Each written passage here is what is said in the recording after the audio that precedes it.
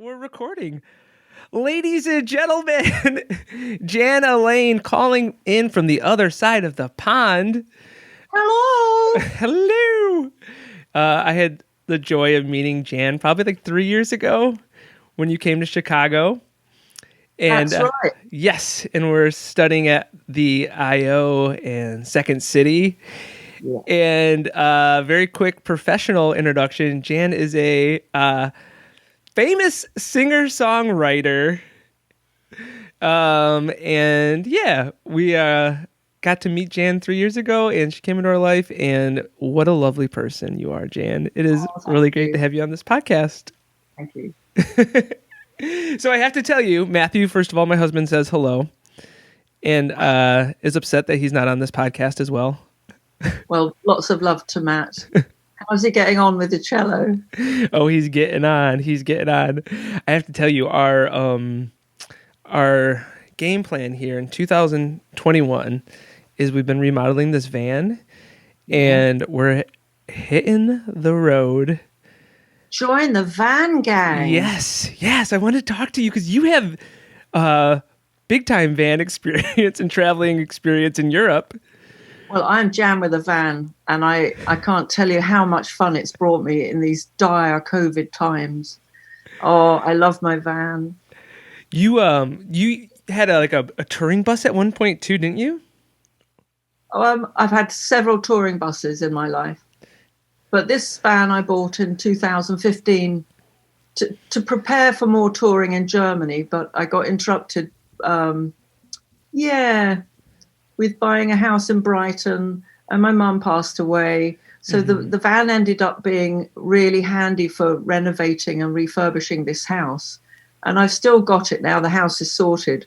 So I turned it into an escape bus when COVID started. And it's not inside. There's no kitchen. There's no bed or anything. It's just a steel van. It's a VW Caddy Maxi. And I suddenly thought, well, I'm not actually breaking any rules if I travel in it and sleep inside it. Yeah. So I had an old sofa bed here that had been in the family for about 100 years, and I took the mattress off it and gave it a shake. 100-year-old body skin dust in there. I suddenly realized, as I told you, that is gross. That is pretty gross. There's certain things that I feel like when they're around longer, they're more gross, and I think a mattress is one of them. Well, actually, one of those flyers for buy a bed from our company in the Christmas sale came through the door today, and there's a big photo of a mite. You know, these creatures. Yeah. They say, have you had your mattress for 7 to 8 years? It's. I know. Have you had your mattress for 100 years? No, I was thinking 7 to 8. That's nothing. It will be full of horrible little bugs. And well, anyway, that went in the back of my van.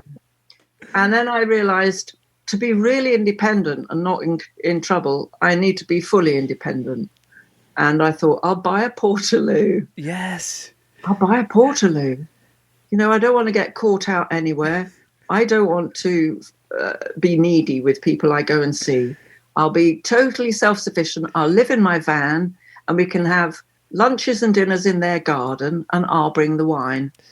And I bought an online chemical toilet from amazon.co.uk, and I was thrilled with it. It was like a totally amazing square white plastic box. Is there a little cassette that goes in and out of it? It's like when you remove a cassette that has the chemicals in your poo and pee in it. Ooh, too much information. But how do you empty this thing? Well, it has a self-contained and fully closed unit you take out to dispose of it. But my problem with the chemical toilet was the small print. In the small print, it said, do not place this toilet in an environment that may get hot. Well, in June and July in England, it was hotting up, baby. And I was thinking, it's going to roast your poop. Well, I thought, I don't want this exploding while I'm in my van, you know, having a nice holiday somewhere. And then a friend said to me, send it back. I said, I haven't used it. So, yeah, I will send back the toilet. She said, you should make your own compost toilet. Oh, okay. I said, I haven't got a clue. And she said, go and buy some compressed wooden cat litter. Go to the pet store, compressed wooden cat litter and a nappy bucket with a lid and biodegradable compost bags and a shovel. And I thought, okay, I'm going to go for this. And she said, nothing will smell. And whenever you're near some woodland, you trip and skip into the woodland with your bucket. And I thought, it sounds so magical. Yeah. I went down the pet shop and there's a nice pedestrian row of shops in Hove, Brighton and Hove. And I went into the pet store and I thought, I don't want to reveal that this is actually not for a pet of mine. I did the exact same thing. I got a composting toilet. Yeah, but listen I told someone it was for a hamster. Well, I went in and I said very clearly to the guy, he was really quite sweet. He actually had one of those brown overalls on that shopkeepers have. And I said, do you have any compressed wooden cat litter? He said, yeah, just a minute, love. And he came back with a little bag like this. And I thought, ooh, won't last. I said, have you got a really large bag? He said, how large? I said, like your biggest bag of compressed wooden cat litter. I'll have a look, he said. And he went out the back and he came back with a sack. He said, this will last you for ages. This is massive. Are you sure? I said, yep, that's fine. So I dragged it up to the counter and he looked at me. He said, what's your cat called? Well, he's nosy. He knows what you're up to. I really didn't know what to say. He said, what's your cat called? I haven't got a cat. I said, I thought I've got nothing to lose. I'm just going to be out to this guy because I'm never coming back here. And I said, actually, it's me. And he said, is that M-I or M-E? Did he really? He forced me to lie about having a cat. I was really up for telling him, I'm using this cat. I said, it's for me. And he said, M-I or M-E? And I went, I just lied. I said, M-I, me. Oh, that's interesting. He said, is that like, it sounds sort of Japanese, like we? And I thought, oh, this is getting worse by the second. He said, why did you call it me? I said, because when it was a kitten, it went, this horrible pause. And he said, actually, my puppy's called Coco. And I went, yeah. And he said, and that's because when I picked the puppy up, it smelled of hot chocolate. And I was like, oh, God, get me out of here. I said, oh, that's nice. Anyway, this massive bag of cat stuff was about £10, and I bought it and carried it, humped it home. We just got a composting toilet too. And picked Did up. you make it? No, we spent $700 on it. For what? Your van? Isn't that insane? We should have gone your route. Inside your van? Inside our van. They make them like they're over $1,000, but this was $700. I've lost.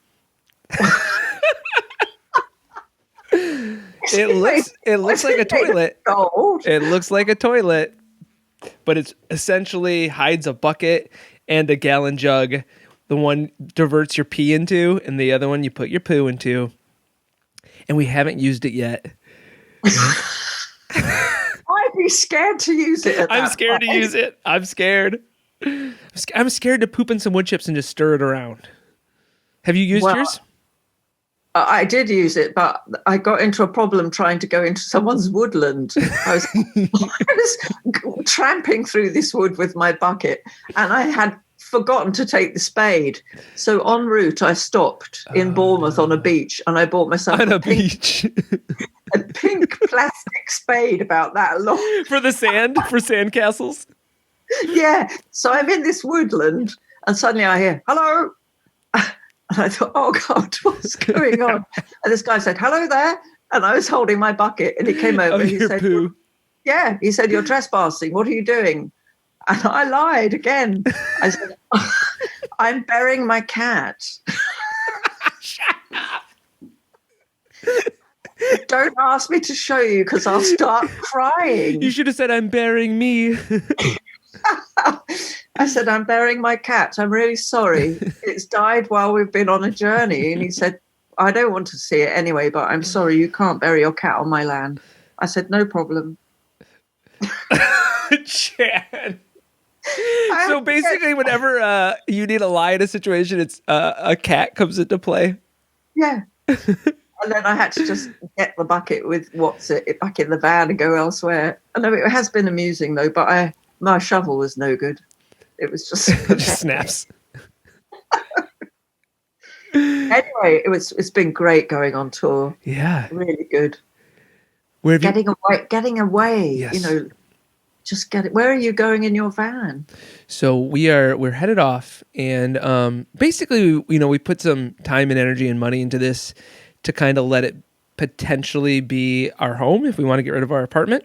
So we put some money into it, and then we're gonna head off to Nashville first. My brother lives there, to see him, and then we're gonna head down. We're gonna go to warmer climate. So New Orleans, and probably Austin are first on the list. And Matt's gonna bring his electric cello and do some busking. Oh, he will busk. Yeah, I'll do some podcasting on the way. It'll be great. What are you going to do with your cozy flat? Well, we have a roommate who's staying here at the moment. And then, we're kind of going to play it by ear. Like if we do it for like a month or two and we're like, we like this, we might get rid of the apartment and put everything in storage and spend a year or two on the road. We'll see. It's a magical mystery tour. Yeah. One of the most exciting things I've done in my life is touring. When I was playing music, and this summer, the COVID summer, I just love the freedom and the unexpected. When you were on your music tour, were you with a whole like crew, or was it? Well, it was really DIY. Okay. I would buy vans in auctions. Sometimes almost bought the wrong van sometimes, and kit them out. One of the funnest vans was a 3,500 weight long wheelbase ex-post office van. And in it, I put aeroplane seats. And the aeroplane seats even had little food trays. Yes. And it had seat belts and little food trays. And where did you get airplane seats at? Oh, there was a crash at Heathrow and there was a sale. In fact, they were all a bit melted. They all got a bit melted in the fire, and they were £50 each. Did people die in those seats? Sorry? Did people die in those seats? Maybe, I don't know. But I don't know. But we welded them into the bottom of the van. We took all the seats out of the post office van. They just had benches in, and we welded 6 airplane seats from a Boeing 303 or whatever that had crashed, and they were on sale. And then one of us would play air hostess while we were driving down German motorways and say, hello, welcome to, whatever. We are flying at an altitude of 1 meter, and lunch will be served. And I'm rubbing my cheek in the side of my chin.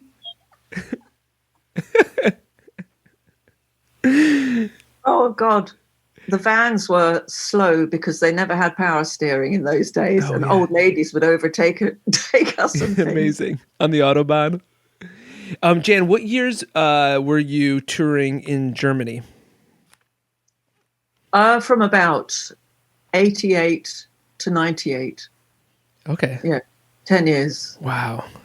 Myself and my music partner Ilse Desire on the cello, and various bands. Sometimes we had what we called the Big Boots Band, and then most of us, the maximum in our van would be about six women. Yeah. Once we took a drummer who had a baby and a nanny on board. That was challenging.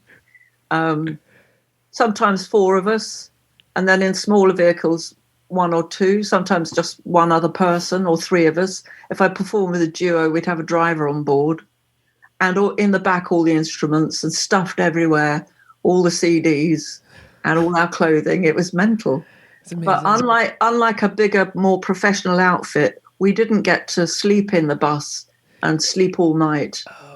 We would be up in the morning on the road with earplugs in, traveling up to 4 hours. Otherwise, I'd arrive deaf and then I couldn't play the gig. Then we do the sound check, and then we do the gig, and then we'd hang out at our hosts' houses drinking masses of bubbly till 2 or 3 in the morning. And then we'd have to wake up at 8, and we could get through the first 5 gigs fine, and then we'd all be completely and utterly moshed. Yeah. And then we could hardly do anything, but we'd keep doing it. Huh. Hey, I was going to ask you, do you think, I assume that Europe in general has always been more progressive with like LGBTQ rights as compared to the US. But did you find that Germany was more progressive than where you grew up in England, as far as I guess in the 90s, as being accepting and yeah? Yes, because there were women's houses in those days in every area of Germany, and the German political system was more progressive than Britain, far more progressive, and they would donate money. The Socialist and Green Party of Germany have been quite powerful and visible and active for many, many years. They were very supportive of the LGBT communities and people. And most of the first gigs I did were in the women's houses, and there were loads of women's bookshops everywhere. I mean, that sadly, most of them are closed down now. So when I tried to trace all the old Roots fan base of my cult niche fan base, a lot of the women's houses have closed down through lack of funding, or the bookshops have gone. But there was a really big network. So when I did the first gig with Ilse in Freiburg, 12 women were there. We stayed on the road for about 6 months. We never realized you don't go on tour for 6 months. Most is about 6 weeks. We just couldn't stop. We just kept going.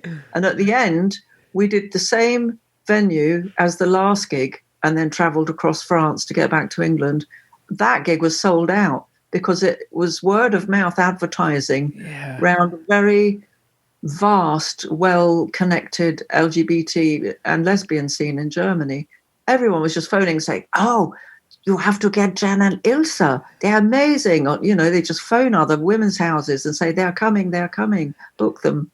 And it was incredible. Wow. 12 women in the first gig. 6 months later, 250 women squashed into the same room. Unbelievable. Very cool. And kept going back, because Germany is the third biggest music. Well, it was then the third largest music market. Although it's a domestic market, they don't export their music. They had a lot of American and British music there, and the hospitality was wonderful. The most fun, generous hosts, and so much fun on the road.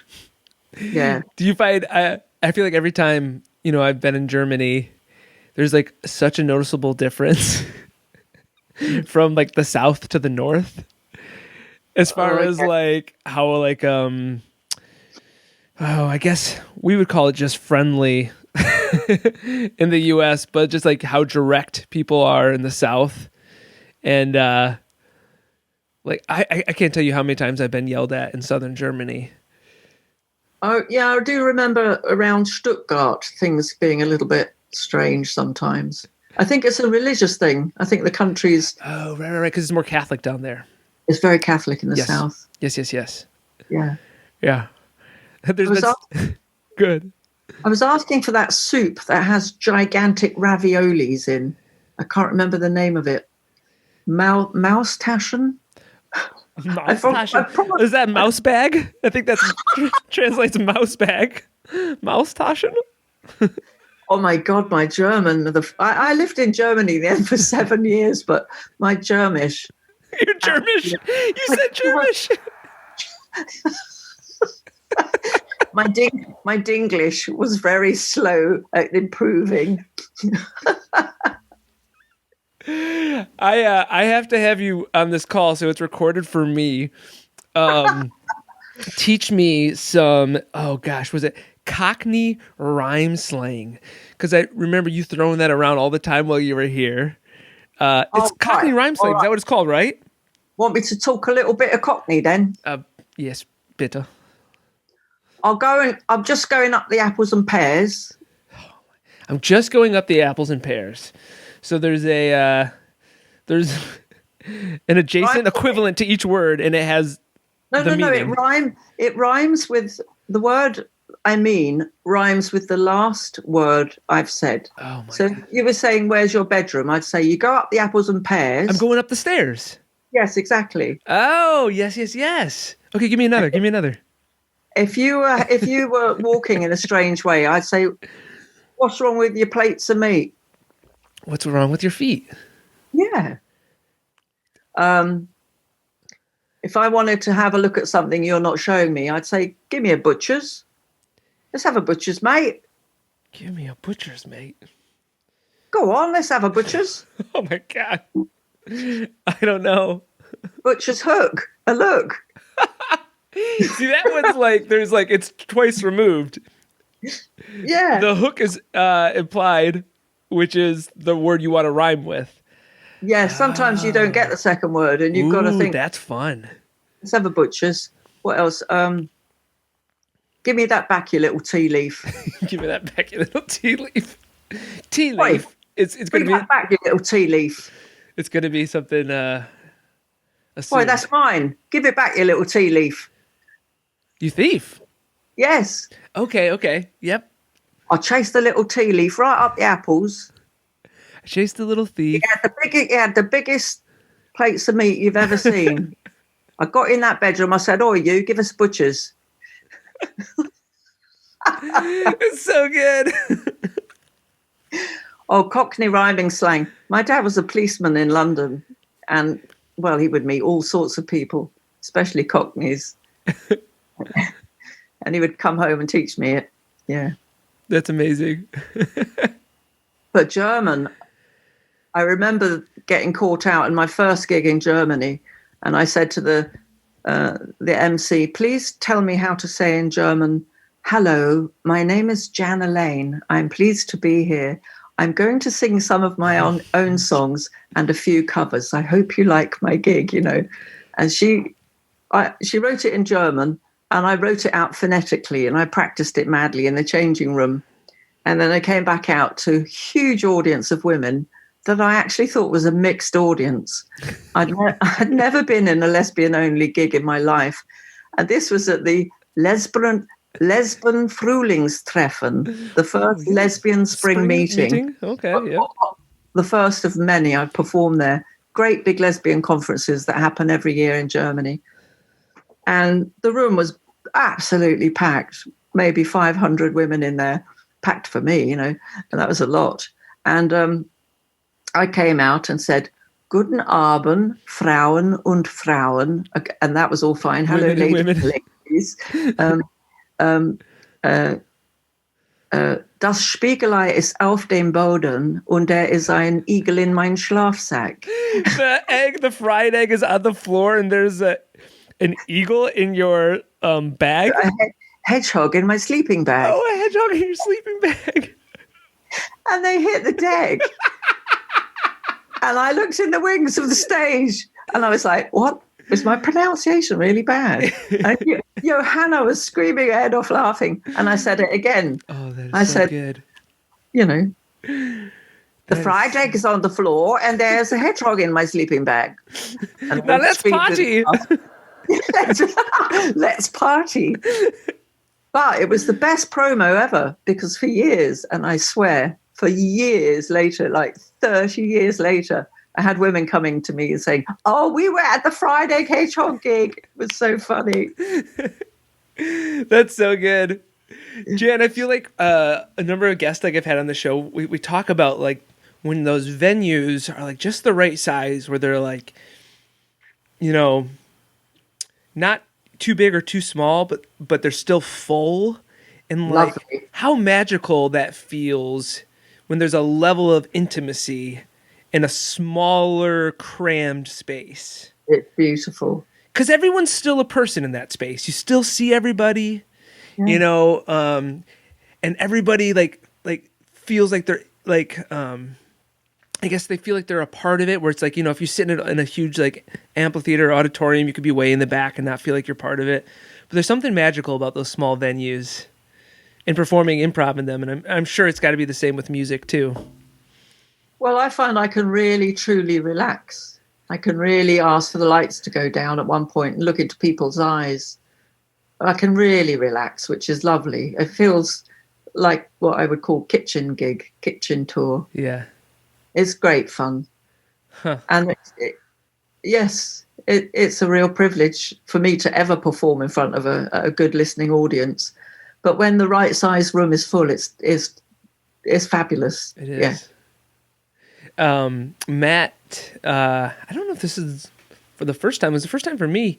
He sang a song and played a song on the ukulele last night that he wrote. And he wrote it for me.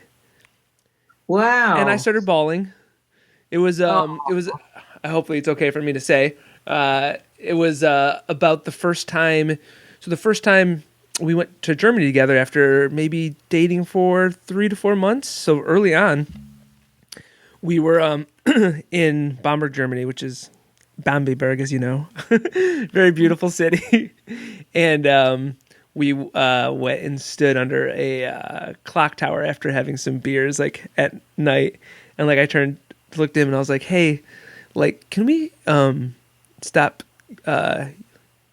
like the language of like maybe, like, hey, let's do this in a month if we're still together, like that maybe sort of talk. Like, I'm not going anywhere. I really, really like you, and I just want to assume we're going to be together."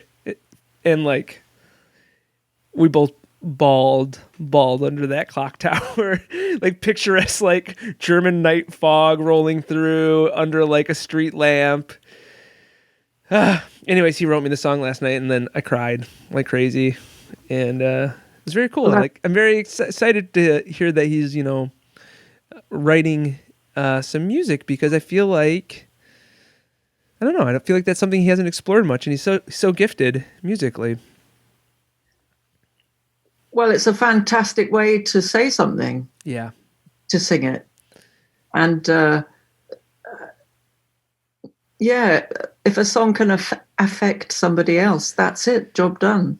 And, you know, the way like you capture the mood, like the sound of the music felt like that night.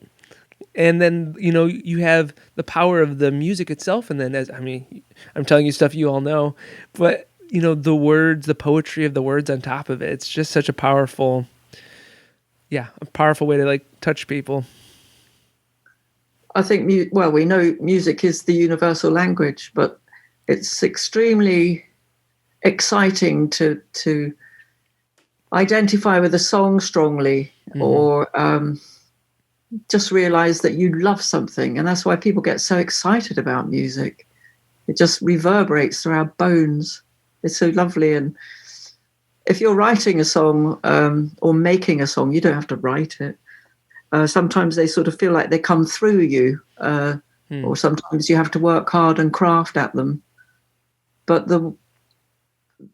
my godson, Henry, he's 18 now, and he's just been sending me the first songs that he's started writing in his life. And they're really good. And I remember about 3 years ago him saying, I want to write songs, but I have no idea where to start, Jan. He's quite a talented drummer and keyboard player and guitarist.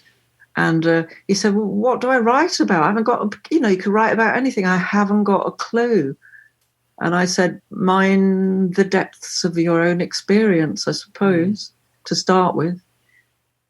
There was a big gap. And then one day he just sent me a song, and so lovely. And they're absolutely about him and his experience at the moment. And they're spot on. They're fantastic. And they just have to have a little bit more tweaking. But they've really inspired me to get back to my songwriting. Yeah. That's such good advice for any artist. Like, when I first moved to Chicago and I was studying improv, there was a lot of people who were like, "Oh man, you should be up on your pop culture, blah blah blah."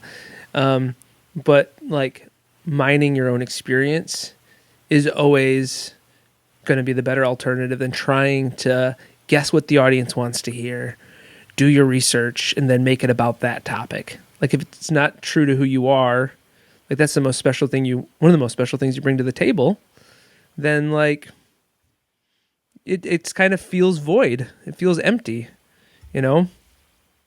Well, there are loads of different ways of approaching songs. David Bowie used to chop up books, and he would cut up newspapers and, like Dadaists, sprinkle words all over the carpet and patch them together, and that's where Life on Mars was kind of put together.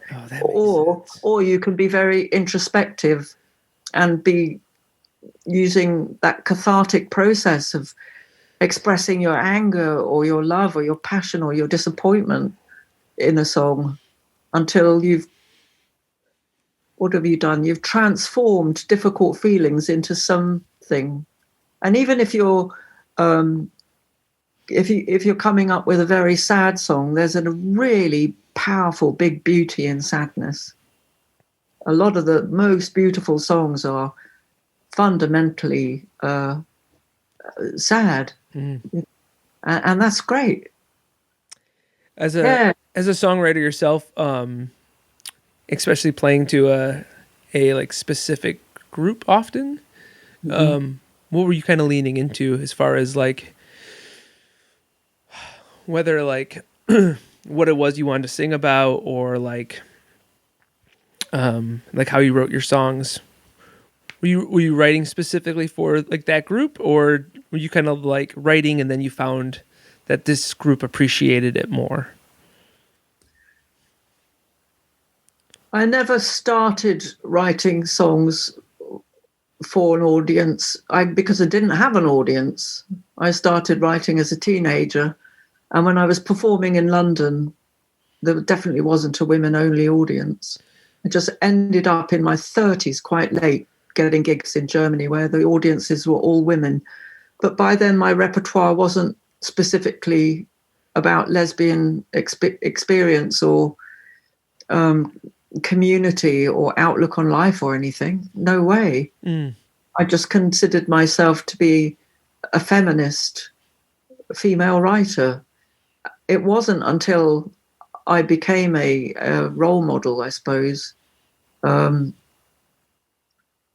that I tried to write one or two specifically for the lesbian scene, and those songs did especially become little sort of mini anthems, like Telephone Princess, in brackets, Glad to Be Lesbian, which was inspired by Tom Robinson's Glad to Be Gay, and one or two other songs. But most of my songs are universal in that they're dealing with my human feelings, which everybody feels: loss, my sense of belonging to places, my attachment to people, things that I find funny. I still don't know how I would identify as a songwriter. Whether I would call myself I'm a singer-songwriter who happens to be gay, or whether I'm a lesbian songwriter. I see. But I don't know. I've never had to pigeonhole myself totally. Yeah, exactly. There's no need to. No, but obviously some songs are especially for lesbian audiences, and they love them because they take the fun out of lesbian experience and existence, and they also give us strength from them. Yeah. And others are ballads that anybody would hear and hopefully gain something from if they like that style of music. I can't write anything except my music, and there's so much music out there. It's never going to be everyone's cup of tea, but I keep writing and keep playing them. What's well, obviously this year's been the exception, but what's been going on creatively for you in Brighton, maybe before COVID or or during? I've seen some tea towel dances online. Tea towel exercise dances. That was me trying to get some exercise in the kitchen. I gave up. I gave up fast. I've been doing some painting. And this was my first one. Beautiful. That's you in a nutshell right there. Woo-hoo! Very cute. Oh, and for people who are just listening, I'm sorry, that was a Mickey Mouse. I forgot to describe. And what do we have here? Yes, this is a little fat guy in a leather bondage outfit. And what kind of bird is that? His underpants are real gold leaf paint. Yes, and that bird has a feather whip. Unbelievable, Jan. It's a duster. Yeah, yeah. In replace of a whip, is supposed to be. It's a duster. So good. This is one of our government's speeches. This is a for those who are just listening, this is a Jabba the Hutt Pooh Bear. Jabba the Hutt, correct? Eating a bunch of honey and being fanned by some small little mink type animal. What does it say in the bottom? It says home, protect. Stay home, protect the National Health Service, and binge. Oh my gosh, Jan, so fun. Yeah. This is just how I wanted to feel in the middle of COVID. You know, like... This is a groovy Buddha cat? A big yellow Buddha cat. With a little... Sense. Yeah. And this is my COVID picture. I have to go along the sideways with you. Oh my gosh. These are wild. These are so beautiful. So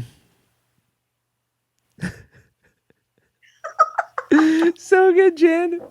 Jan, I've been doing paintings. Go ahead. I would say the last couple years, well, maybe the last 5 years or so, 4 or 5 years, I've discovered how much satisfaction I get from like making things.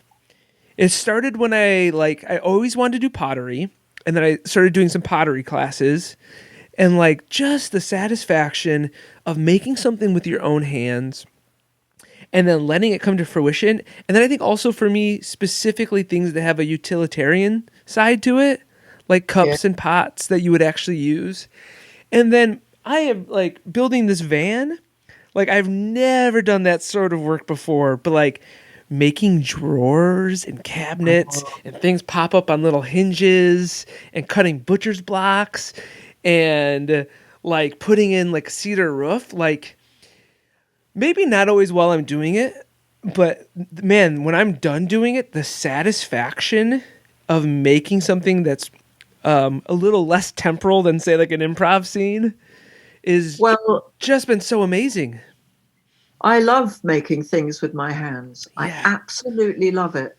And I think there's a sort of lack of hands-on training for young people these days to get back to the absolutely basics of woodwork, you know, getting some hammers and nails and those lovely old tools and making something out of wood. But you're quite right. I'm into upcycling and recycling at the moment. So I'm mending furniture. I'm finding things on the road, bringing them home, sanding them down, painting them, making them good again.